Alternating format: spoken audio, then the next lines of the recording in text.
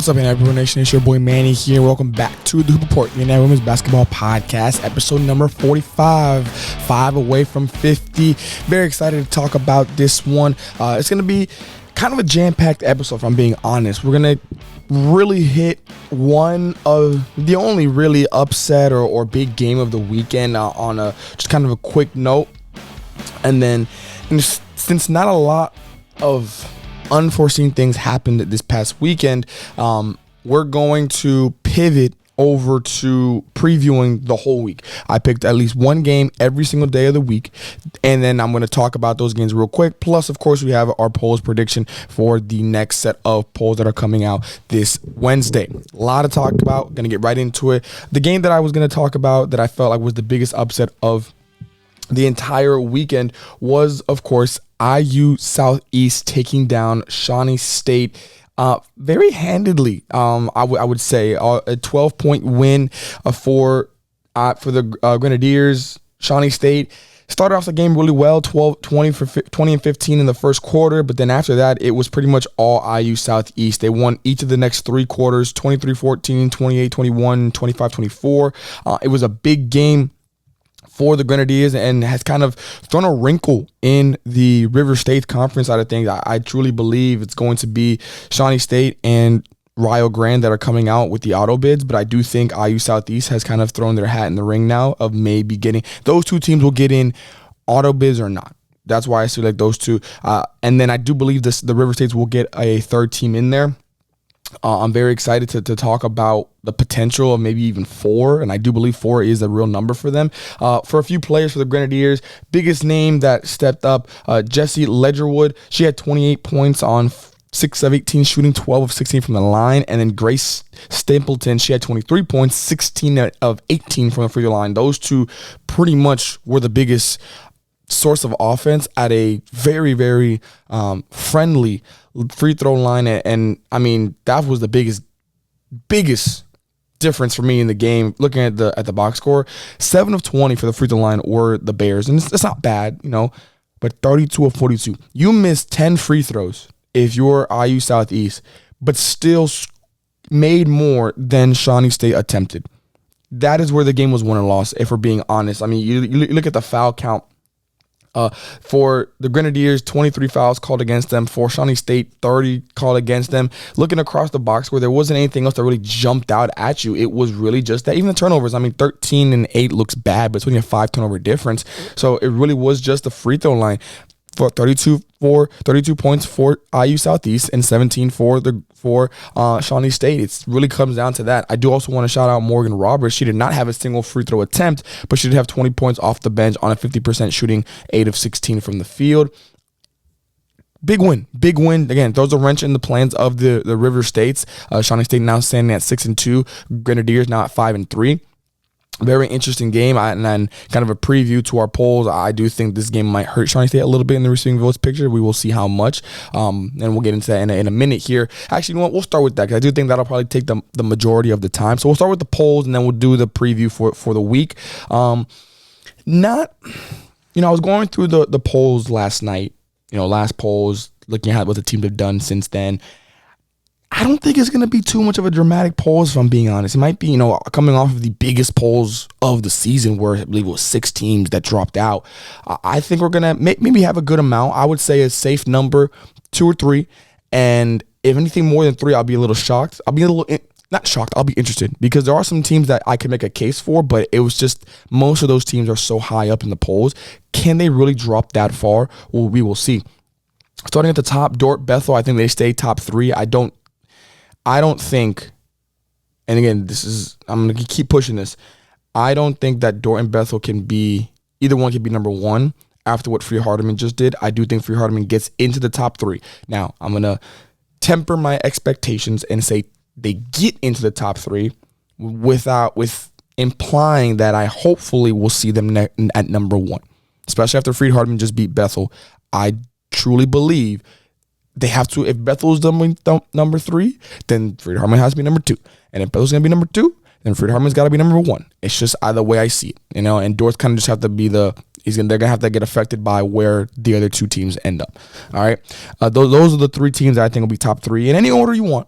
I prefer Freed-Hardeman, Dordt, Bethel probably, but we will see.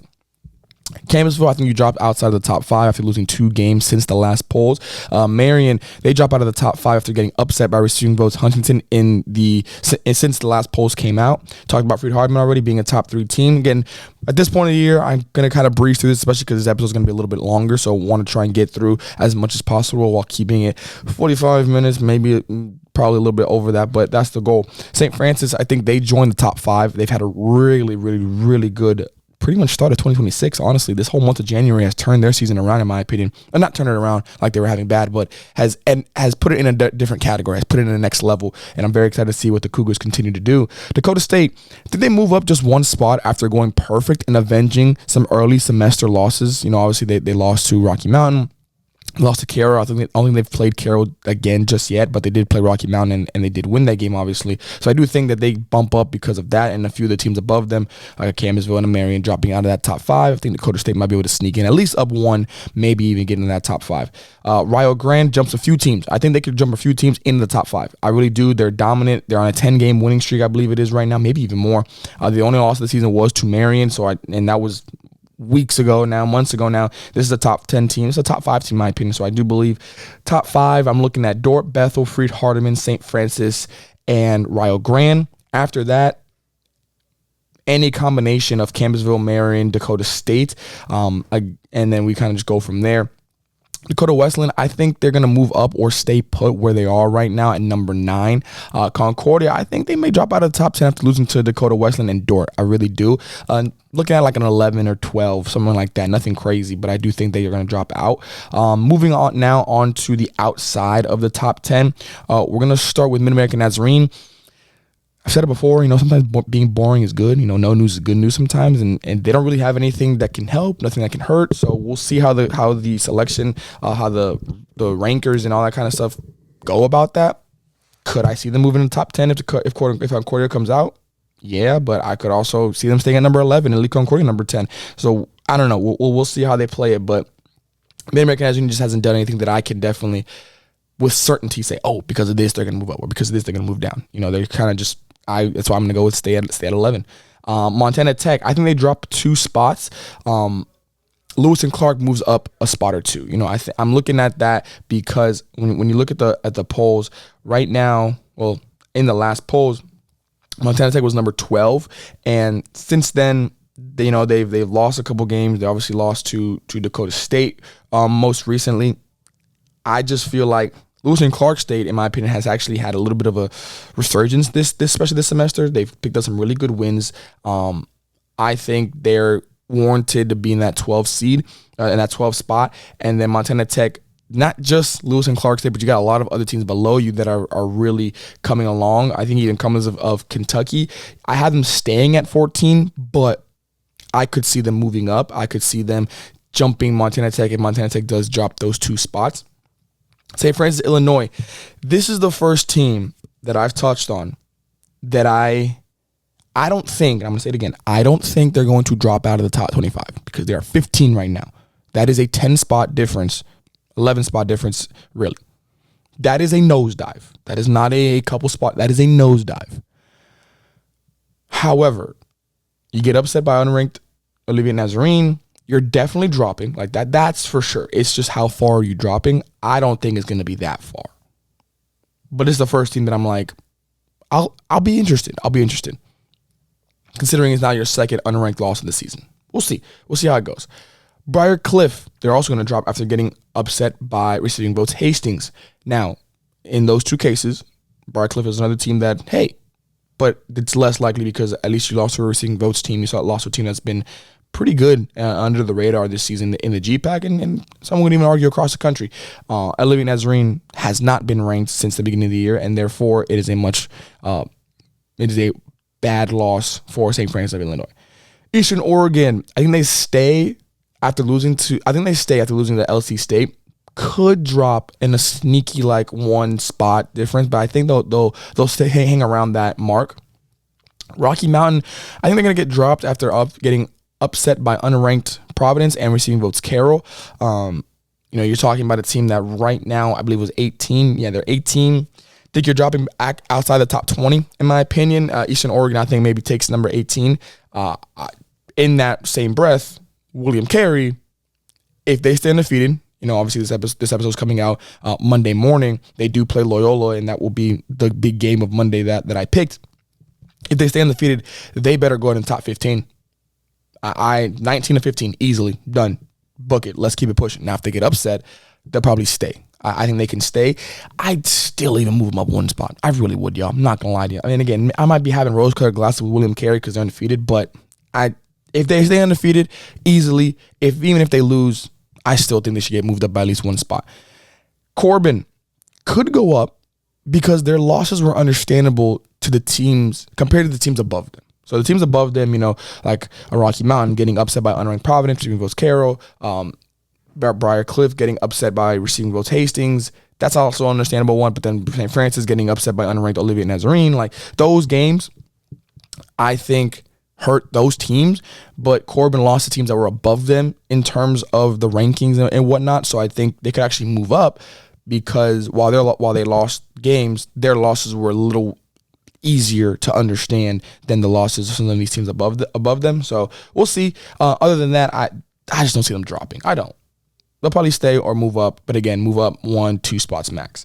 Spring Arbor, I could see them moving up because their losses were also the teams above them. So those two teams, I just feel like they have the benefit of the doubt in saying, well, you lost to this, lost to St. Francis above you, and Corbin, you lost to Eastern. Like we see those things, and that sometimes can happen, especially when in these polls we've seen where you might not have a good run or a good couple weeks, but the teams around you had a worse week. They had a less than ideal week compared to you.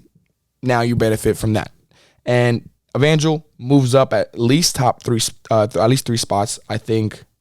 You can't overstate that. They've been one loss in the season at the beginning of the year to Columbia College, and after that, they are on a winning streak that lasts almost 15 games now, maybe even more. So they're definitely going to move up. Now, Friends Falcons are the first official team that I'm saying will drop out of the top 25 of these polls because they got upset by unranked Bethany and unranked Bethel.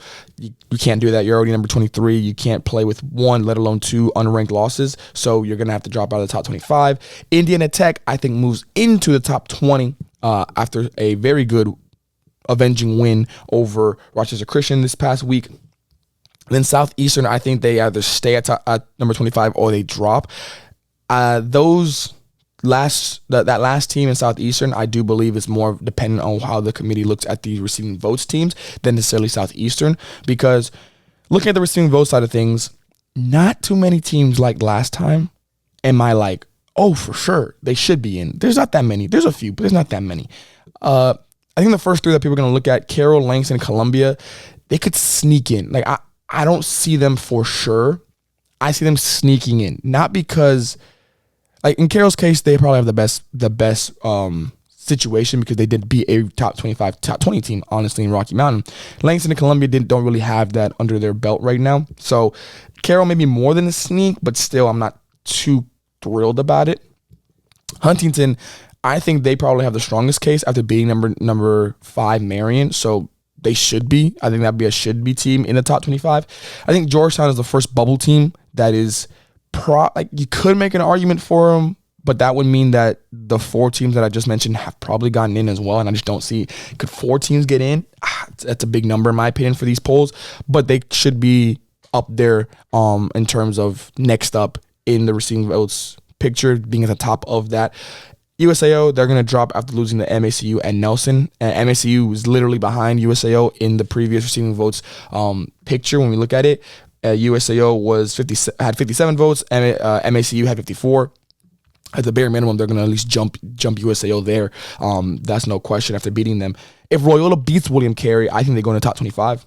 I really do. That's a big jump. Again, I understand. Loyola is 47th in the got 47 votes in the receiving votes last polls, but you just beat the last undefeated team in the country. You got to get something. You got to give me something. Even if it's just number 25, you got to give me something. If they lose, I still think they probably overtake USAO because before that loss, they were on a 12-game winning streak, I believe it was, that I wrote down in my notes. And I'll mention it when I talk about that matchup. And USAO had 2 losses to, well, one to a receiving votes team and then one to an unranked team. So I do think Loyola has done enough to warrant at least jumping USAO.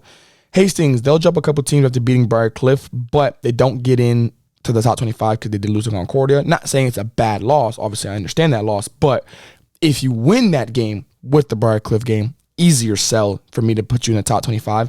Going 1-1 just makes me be able to move you up in the receiving votes picture. 0-2 would have mean probably dropping out, but at least dropping back. But then 2-0, I definitely could have made a case for you to be up there. Especially, again, how not too many things happened this polls, in my opinion. Shawnee State, they're going to move down after losing the IU Southeast, like we mentioned at the beginning of the episode. Southern Oregon could actually move up a spot, with their only loss being the Oregon Tech. Sometimes, again, understandable losses happen. Oregon Tech is one of the teams that is going to stay at the top of the receiving votes picture, if I'm being honest with you guys. I don't see too much happening with... Excuse me, I completely misread that Oregon Tech wasn't even receiving votes in the last polls, which actually, now that I think about it, that's the first time that's happened. That a team that dropped out of the top 25 is not in the receiving votes picture, and all the other teams were. Carroll, Langston, Huntington, Georgetown, and Mid-American Christian all were receiving votes after dropping out of the top 25. Oregon Tech was not. Wow. I don't know how that slipped my mind, but that's kind of interesting. In that case, Southern Oregon probably drops a little bit with Oregon Tech being unranked per the polls, and Oregon Tech will probably become a receiving votes team. That's interesting. I'm very locked into that part of things for Wednesday morning. Cumberland, Tennessee, and MSU Northern, I think they drop out. Teams have gone on losing streaks. They've had too many losses since the last polls. Don't think that they're going to be able to avenge that with the wins that they do have. So probably going to come out of the receiving votes picture. Lindsey Wilson either goes to top 25 or just misses it as a bubble team after beating Freed Hardeman. They're another team that, again, a lot of the teams that are going to move up or had big wins, Lindsey Wilson going from gaining 7 receiving votes in the last polls to 25 is even a stretch. Anything above that is really high. I'm here for it. Again, I'm all for the uncertainty and the unpredictability. I'm all here for it. But I also got to be realistic. Like, that's a drop. That's a big jump. That's a leap. You know what I mean? So, again, I would love to see it, and I'm all here for it because, again, you beat Freed Hardeman, who, in my opinion, is the number 1 team in the country. I understand it. I would not hate it, but it'll be gutsy for sure. And Grandview may just stay receiving votes by a hair, and I mean by a hair. They might actually drop out. I was really considering that. College of Idaho, I think they drop out as well. Faulkner's going to move up in the receiving vote side of things, and that's going to kind of round it all out. Actually, I did jump over LSU Shreveport accidentally and UT Southern. I think LSU Shreveport moves over a few teams after being perfect for 2 weeks, and UT Southern just less than LSU Shreveport, but still moves up. I think LSU Shreveport gets a couple notches up. They're probably to the top or just under the top of the receiving votes side of things. And UT Southern, wherever LSU Shreveport is, I think UT Southern will be a little bit below that or maybe even right behind them. But I do think both teams move up overall. Just think LSU Shreveport will move up a little bit higher than the Firehawks. Now that's going to do it for my predictions for the top 25 and the receiving vote side of things on Wednesday morning. We're slowly getting to the end of things.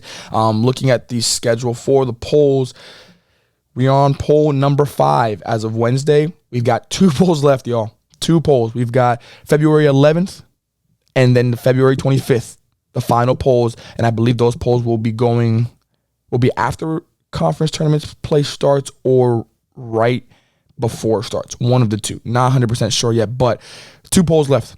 Not kind of the ones this week. 2 polls left, and then that means the postseason is here. Postseason play is here. Now we're going to jump over to the week that is coming up. Like I mentioned, I picked 1 game at least. There's one day that I had to pick 2 because I just couldn't pick between the 2 games. 1 game at least each day, Monday through Friday, that I am excited for. And now that we've reached the second part of conference play for pretty much everybody in the country, some of them have already started, it's more interesting now. And all of these games are from the POV of the team that lost, why they lost, and how I think they can avenge that loss.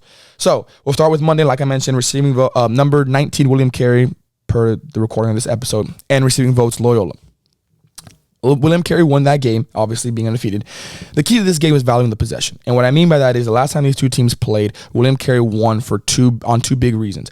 First, they got 10 more shot attempts than Loyola. And yes, 10 might not seem like a big number, but in a game when you're playing one of the best teams in the country, you cannot afford to have such a big discrepancy in terms of shot attempts or possessions. In theory, every attempt you take is a possession you had. Now, understand turnovers, offensive rebounds, that kind of stuff. But in theory, on a general sense, that's kind of how it works, right? You cannot give that team 10 more shots, even if they're offensive rebounds, or you want to split them 5 offensive rebounds, 5 steals, whatever the case is. You can't give them that because your margin of error has shrunk even more than what it already was. And then you also talk about in that shot attempt, I'm looking at the turnovers. 11 turnovers for William Carey, 19 for Loyola. So out of the 10 extra shot attempts, I can make an argument that 8 of them came off the turnovers. Came off of, I'm not saying live ball turnovers, but they came from turnovers. So now you're giving them extra possessions that maybe don't count necessarily, but in a way they are, right? You got to value the possession if you're Loyola. You cannot get into a just sloppy half court or full court game because William Carey will make you pay. That's what they've been doing all year, right? The second part of things that I truly believe kind of affected the Loyola loss was they did not have half of the assists that William Carey had. Loyola had 10 assists, William Carey had 22. The reason I bring that up, it led to more contribution from William Carey's rotation. When we looked at both teams had 3 players that scored double figures in this game. Loyola's combined 3 scored 48 points. William Carey's combined 3 scored 51 points. So pretty even there. Yes, Loyola lost, but it would have been a 3-point game in theory if those were the only 3 teams three players that scored on either side, right? But then you go to the rest of the rotation. That's where the assist, I believe, really affected things. Because for Loyola, you had 6 total points outside of those 3 players that had double-figure scoring. For William Carey, you had 24 points outside of your top 3 top 3 scorers in this game. You're not going to win games like that. So now you're adding in high turnover game, allowing William Carey to get more shot attempts on the rim, and you're working harder in the half court than William Carey is. William Carey is moving the ball around. They're getting extras. They're getting the one more pass. They're getting great passes. They're giving up good shots for great shots. They're doing all these things.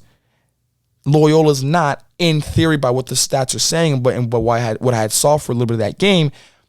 Therefore, that's where I'm looking at. Value the possession. Value your half-court opportunities.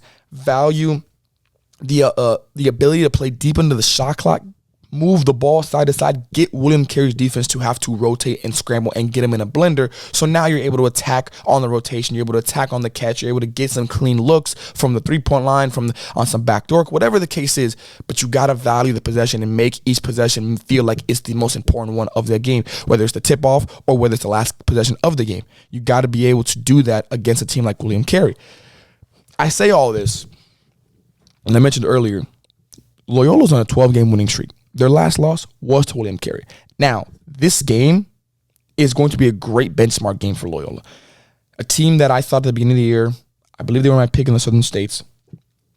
I still, I got to revisit all these things, but as of right now, I'm not going to change any of my picks just because the regular season's been so, there's been a lot of the regular season. I got to really sit down and I'll let you guys know the picks that I'm going with before everything starts. But this is a great benchmark game for Loyola. You're at home against a top 15 level team in the country, and understand, if you're Loyola, you're not just playing for seeding and all that kind of stuff. You're also playing for the ability to knock William Carey back a couple of notches. I know I said that for me, even if William Carey loses, I still think they should move up at least one spot because they've just been that good this year. But there's going to be some people that say, no, they lost to a receiving votes team. You drop them. You can make them a top 20 team. You can make them a top 25 team. Drop them outside of the top 20. Who knows? So there's a lot of things to go on in this game. I'm probably going to be locked into this game. This might be one of the games that I for sure am catching. So I'm excited to see it. But if Loyola wants to win this game and pull off the upset, they have to value the possession. If they value the possession the way that I think they can, they're going to be able to at least keep it interesting, keep it close, and then we'll see the chips fall where they may. Remember, being at home does give you a little bit of an extra nod, so I'm excited to see what the Wolfpack have, but William Carey is going to make it a hard one for sure. Now talking about Tuesday's big game. Going to the Cascade, College of Idaho versus Eastern Oregon. A receiving votes team versus number 17 in the country. The key to this one, a full 40. A full 40. Last game when these two teams played, Eastern Oregon won by 6 for one reason, the second quarter. The second quarter was the difference. Outside of that quarter, the game was tied 35-all. In the other 3 quarters combined, both teams scored 35 points. But in the second quarter, it was a 6-point difference in favor of Eastern Oregon, and that's where the game was won and lost. This is not going to be an X's and O's game like I just talked about with Loyola and William Carey, where too many turnovers, not enough shot attempts. You're not getting good number of assists. No, there's no X's and O's. There's no big stat that I'm pointing to like, hey, if College of Idaho does this better, they're going to win the game. It's as simple as whoever plays for the full 40 or whoever plays longer than their opponent. So every coach in the world is going to say, play for a full 40. You got to play the whole game, all that kind of stuff. And yes, you have to. That's the point. But we also understand things happen. Runs. This game was a game of runs. We all understand that too. So it's hard to play a full 40. If Eastern Oregon plays a full 30, but College of Idaho plays a full 35, I think College of Idaho wins this game. That's what I mean by that. Whoever plays longer than their opponent, whoever outlasts their opponents, will win this game. Will win this game. It's as simple as that. In that first game, I think College of Idaho played Eastern Oregon blow for blow. Again, 35-35 in 3 quarters. 1 quarter was the difference. And it still was only a 6-point game. That's a 3-possession ball game. 2 possessions, really, if you think about it. So it's not like it was a big discrepancy like, oh, yeah, they only lost 1 quarter, but they lost that quarter by 10 points, by 15 points. No, it was a 2-possession game.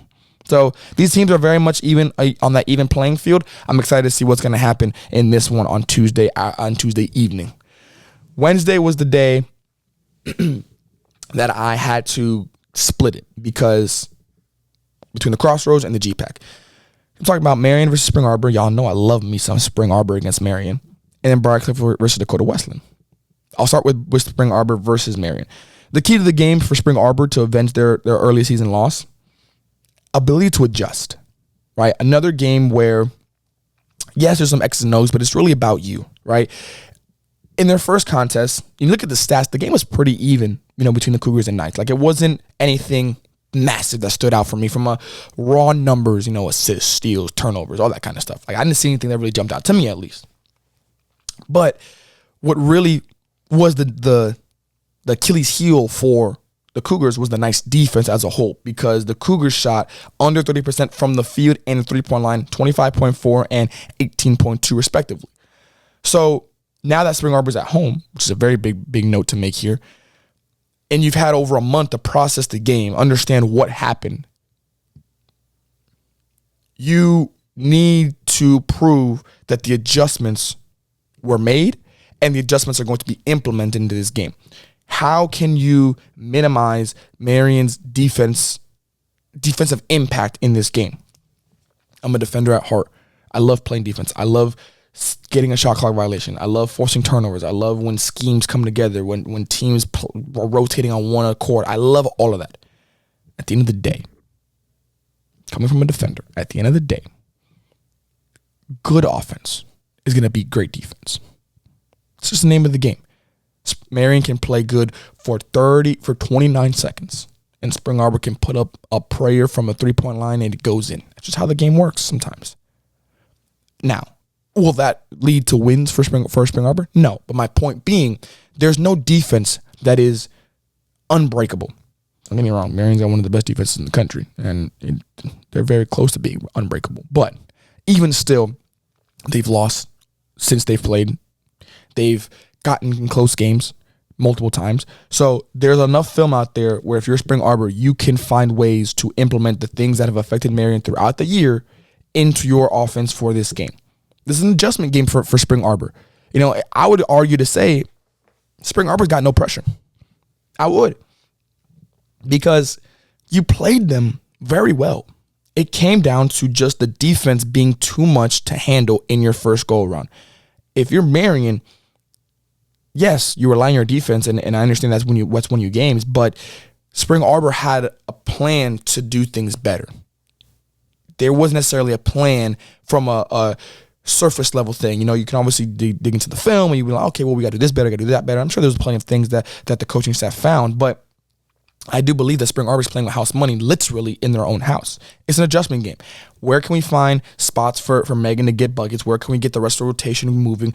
Can we get out in the open court? Is it about a slower pace game? How do we minimize their defense? Again, the quick answer is, push and transition and don't let them set up their defense, but that's not going to be necessarily the case because they're also one of the best offenses in the country. Now, I will say this on that note. They did hold Abby McNally to her second lowest game of the season. So you did a good job there. It wasn't the offense, yes, a good number of players did score for Marian, but that's going to happen, I also think there's a world where if the other side happens where Abby does go off, but you don't let anybody else outscore you, it's also where that could happen. That could be a recipe for success. Now we're talking about, can you outscore one player as opposed to a whole team? Spitballing here. But I do believe it comes down to, again, how does Spring Arbor adjust in their offense side of things compared to the defense? Compared to Marian's defense, I should say. If they do that, it's going to be a close game. It's going to be a close game. Would I still say Marian? Probably. But Spring Arbor at home, and if I can see an adjustment at the beginning of the game, I'll be real excited. I'm real excited about what can happen the rest of the game because that's also the part of it. You can adjust for that first quarter. What happens in the second quarter and the third quarter and the fourth quarter when it gets tight? What's really where are we going to go? Where are we going to lean to here? So things to keep in mind. Biggest thing is an adjustment game for Spring Arbor. Now for Briar Cliff, it's discipline, y'all. Discipline. In their first game, there were a few notes that hurt Briar Cliff. But I think it's starts and ends with being disciplined and moving your feet and not fouling. I understand. Sometimes you got bad refs. I understand. The referee's going to make bad calls. So, reffing is a human error thing at times. It is not a science.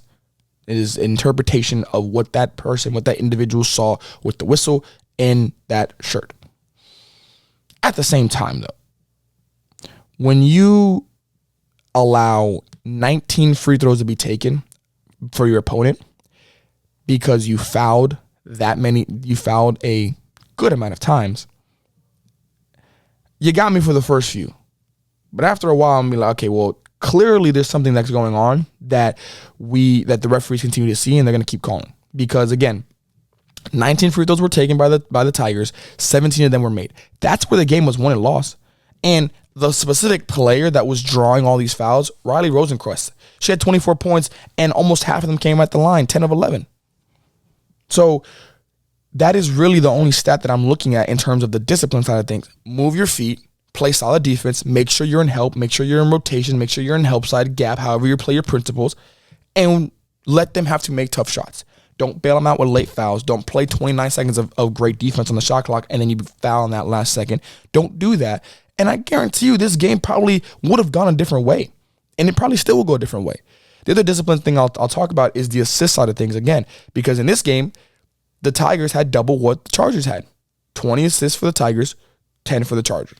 Meaning that the discipline of Dakota Wesleyan to continue to move the ball even when it was a long shot clock, even when it was late in the shot clock, even when it was a tough possession, outlasted the discipline of the Chargers, where I'm not saying that they had to or wanted to be playing the ISO, but maybe they were less willing to make those passes continue deep into the shot clock. And again, this is a team that does move the ball very well, and they open the court and they spread the defense out very well. But in this game, it was different. And again, we're talking about a team that when you're playing another top 10 team, you're playing another top 25 team, top 15 team, whatever the case is, two teams that will be in the national tournament in a couple months here, that's when the discipline really matters.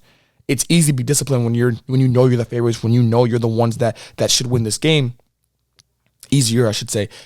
But when you're playing against a team that can beat you, that has beaten you, that you are now, I believe, going to their gym, how does that discipline affect you on both sides of the ball?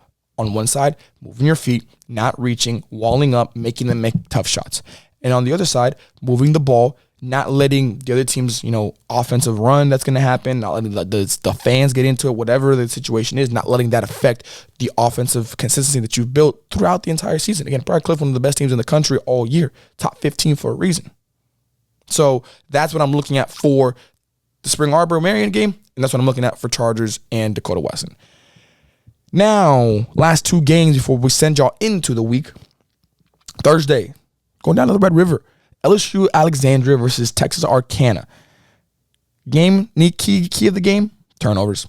That's simple. In the first game, LSU-A played the Eagles very well. Could have easily won the game if they took care of the ball. 24 turnovers by the Generals, which included 16 Eagle steals, meaning that out of the 24 times that the Generals turned the ball over, 16 of them were live ball turnovers. Now, 27 points off turnovers.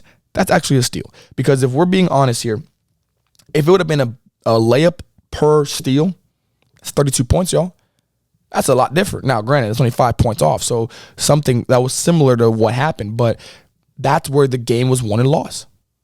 And talking about earlier in the episode, when we were talking about Loyola William Carey, where, shot attempts matter, the steals, the turnovers, all that stuff, every turnover in this situation was an extra shot for Texarkana and one less shot for LSU-A, which means that the 70 field goal attempts by Texarkana to LSU-A's 55 is not that crazy when you think about it. It makes sense.